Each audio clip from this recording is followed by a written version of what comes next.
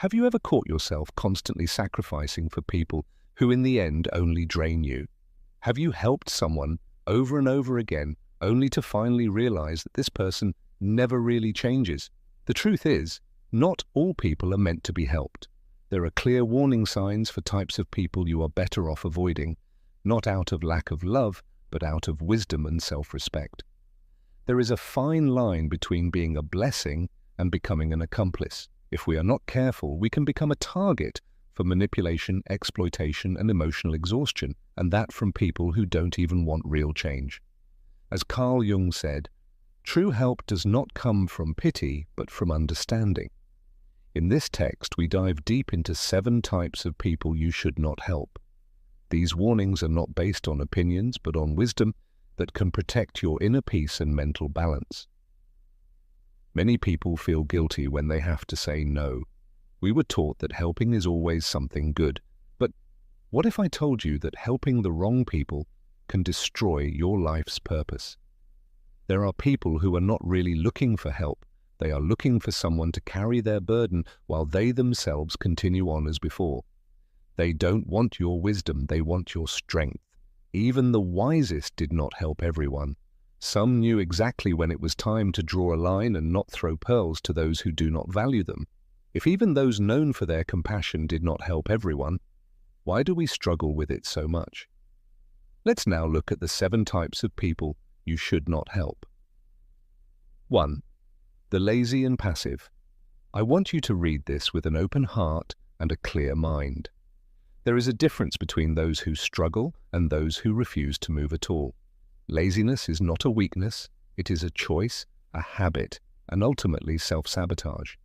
If someone does not want to work, does not make an effort, does not take responsibility, then this person is not experiencing injustice, but the consequences of their own negligence. If someone acts as if nothing is urgent, but at the same time has time for entertainment, that is not a crisis, that is a pattern. As Jung once said, no one becomes enlightened by imagining figures of light, but by becoming aware of their darkness. And the darkness of laziness must be recognized by each person themselves. You cannot take that away from them. If you constantly pull a lazy person out of crisis, you interrupt the natural process that might have led them to change. Some confuse help with enabling. If you keep covering for someone who avoids work, you are not helping, you are interfering. Laziness has consequences. Whoever does not use their talents and their time will in the end even lose what they have. There is a difference between someone who cannot work and someone who will not. If someone has an opportunity but consciously ignores it, that is not your battle. Maybe you give money, energy, time, but the more you give, the less this person does. That is a burden you do not have to carry. Draw a boundary. Because sometimes the best thing you can do is let someone learn their own lessons you cannot learn for them. Typical signs of true passivity: always excuses but never a plan, expects help but shows no effort, has opportunities but regularly rejects them, wastes resources recklessly, only shows up in crisis but never changes behavior. Setting boundaries is not a lack of compassion. Some only move when life shakes them awake. It is not your job to constantly carry the consequences of others' decisions. And if you yourself are the one avoiding responsibility, it is not too late. Every change begins with admitting the truth. 2. The ungrateful. There are people who take your sacrifices, your love, your time and effort, and act as if all of it is owed to them. Ingratitude is not just bad manners, but a sign of a twisted heart. In life, gratitude is an expression of inner humility and the recognition of others' efforts. Its absence, however, often reveals greed, arrogance, and selfishness. Imagine the following situation. 10 people receive help, but only 1 comes back and says, "Thank you." That one person has understood the value of what they received. The other 9 have not. Where are all those you helped who disappeared without a word? Where are those you devoted yourself to who acted as if it was nothing special? Ingratitude is not a small thing. It is a trait of people who believe everything is owed to them and that they owe no thanks to anyone. And the worst part, the more you give, the less they appreciate it. The more you try, the more they demand. People who do not know thank you are often the same ones who turn against you when you can no longer help them. Have I ever helped you and you forgot? Me afterwards? That is a silent question asked deep in the soul.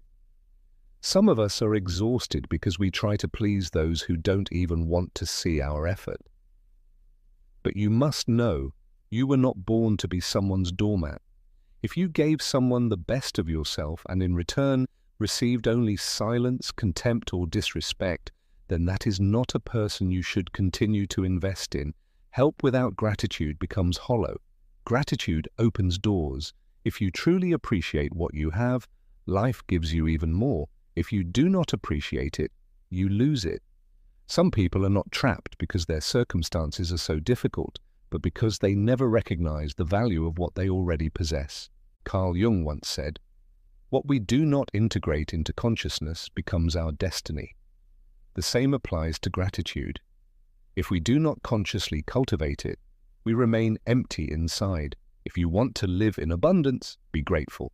And if you want to help wisely, stop helping the ungrateful. They must first learn to appreciate what they had before they lose it, for what is not honored is lost. Proud and arrogant people. This warning is not directed against them, but for your protection. Pride and arrogance are like walls. They allow no advice, no help, no change. Some people are so convinced of themselves that there is no room left for help. It is not about knowledge, but about the attitude.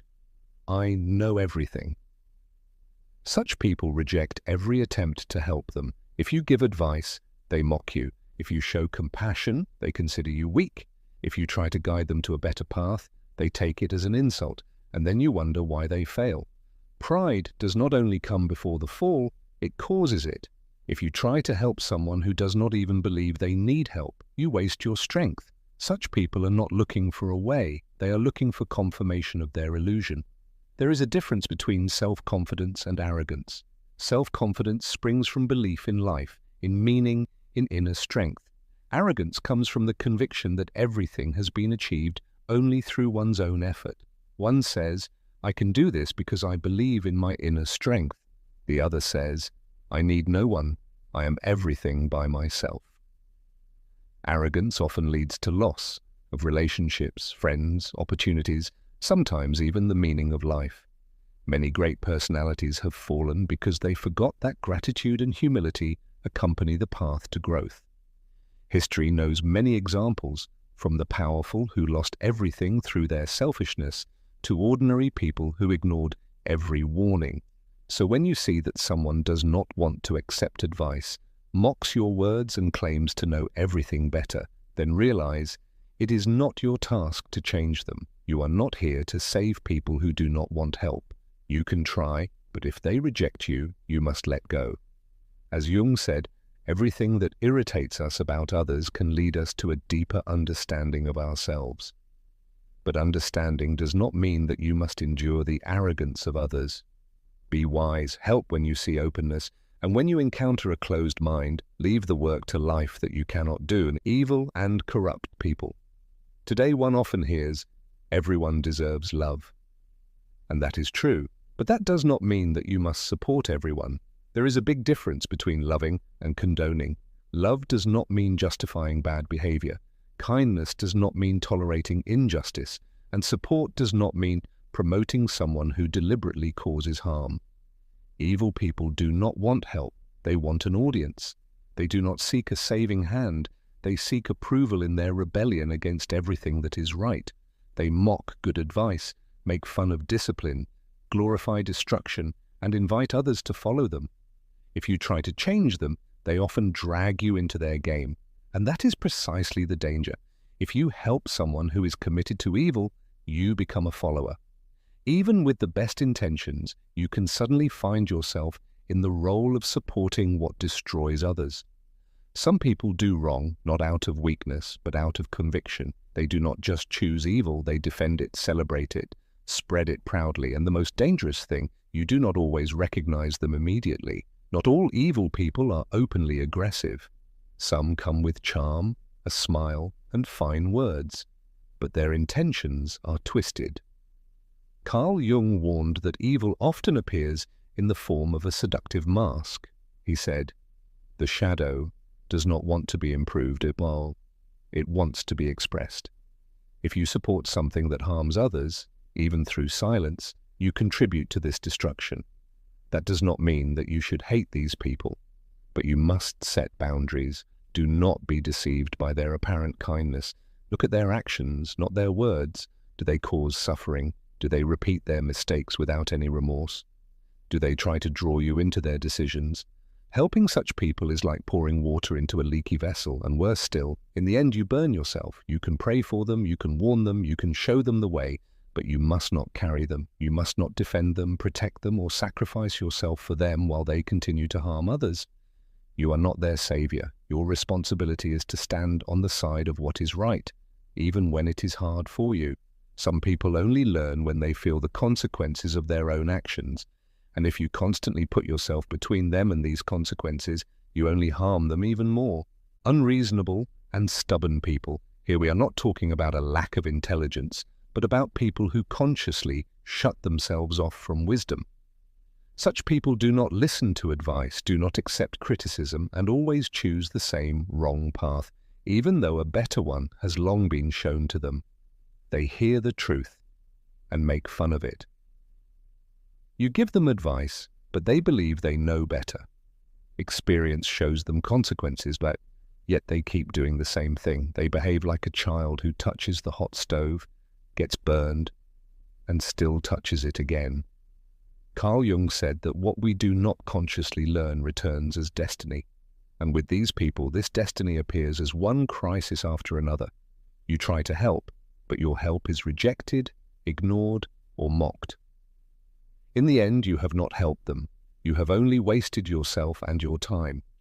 Such a person will repeat the same mistakes, come back to you again, cry, ask for help. And as soon as they are back on their feet, they do exactly the same thing. Top of form. This is not a mistake, this is a pattern. Do not try to save someone who does not want to be saved. Do not try to heal someone who does not acknowledge that they are hurt. It is not your task to carry someone who consciously chooses to remain in the dark. Warning: if you stay tied too long to someone who rejects wisdom, you too will lose your clarity. You will begin to doubt yourself, to wonder if you are crazy, because unreasonable people often have a louder ego than you have truth. Therefore, keep your distance. Let life do what your words cannot. Some lessons only come when one has hit rock bottom. 6. Dishonest and manipulative people. There are people who do not ask for help because they truly need it, but because they know that you are kind, open, and helpful. They do not come with honest intentions, they see you as an opportunity. They do not want support, but only to get what they want, no matter how. Dishonesty is not just a lie, it is the conscious intention to deceive someone. Manipulation is not a mistake. It is a strategy, and if you help someone who repeatedly manipulates you, you are not giving them help, but a tool to continue. The danger lies in the fact that manipulative people appear harmless. They know exactly how to speak. They know how to awaken your compassion. They know when to say which word. And precisely because of that, they are so dangerous. Carl Jung said that the shadow often wears the mask of the victim, because that is the easiest way to break through our defenses, and that is exactly what happens constantly. The manipulator presents themselves as helpless, pitiable, and lost, only to get what they want. A manipulative person uses your own feelings against you. If you hesitate to help, you feel guilty. If you dare to say no, your conscience torments you. They bind you with invented stories, staged crises, and promises that are never kept. Typical signs: there is always some drama or excuse. They only show up when they need something. They expect your help as a matter of course. And if you refuse, you become the guilty one. They have a past full of exploiting others. They make empty promises and never take responsibility. They pretend to be the victim, although they are often the ones in control. If someone lies to you, exploits you, emotionally blackmails you, and uses your kindness against you, then you owe this person nothing.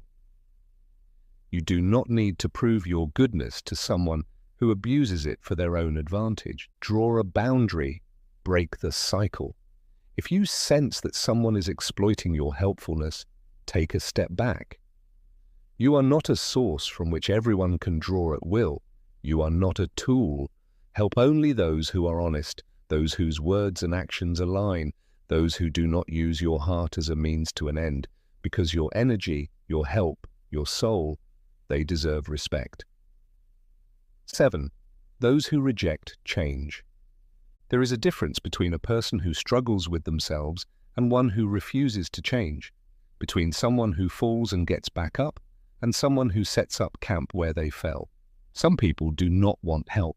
They want validation. They do not seek advice, but justification. They do not want freedom, but pity. And if you try to help such a person, all your words, your effort, your time, and your resources fall into emptiness. Why? Because there is no will to change. And the most tragic part, you are trying to save someone whom life is trying to break, not to destroy them, but to awaken them. And you place yourself in between. You become the shield and thus disturb the learning process. Carl Jung warned, if someone rejects the truth you show them, you are not helping them. You are only protecting their ego.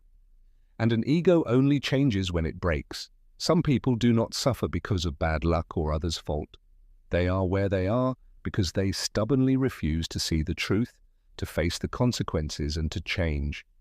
If someone rejects all responsibility, blames others, shows no remorse, and behaves as if they know everything, then you have nothing to look for there anymore. Help, but in measure. Speak the truth, but do not chase anyone. Give chances, but not at the expense of your inner peace. Draw your boundary, and if necessary, walk away. Some people only change when they have lost everything, when they have hit rock bottom, when they feel what it means to have no way out. Only then, and only then, might they find within themselves what they have ignored their whole life. And if you constantly try to protect someone from their consequences, then you are not helping them, you are only delaying their growth. What can you do? Pray for them. Wish them well. Give your advice when they are ready, but do not let yourself be drained. It is not your task to carry others' resistance to change. Your task is to preserve your boundaries, your health, and your life's purpose. Perhaps until now you have been helping the wrong people. Perhaps you have given your time, love, money, and strength to those who did not appreciate you, did not change, and drained you. Today is the moment to ask yourself a new question. Are you helping people who truly want help, or those who only exploit your kindness? There are countless people who want to grow, who listen, who fight, who are grateful. Direct your help toward them. When you give to the right ones, you will see change. When you sow in good soil, fruit will grow. Be wise, be clear-sighted, and know, if you cannot succeed, then life and time will teach what your love could not.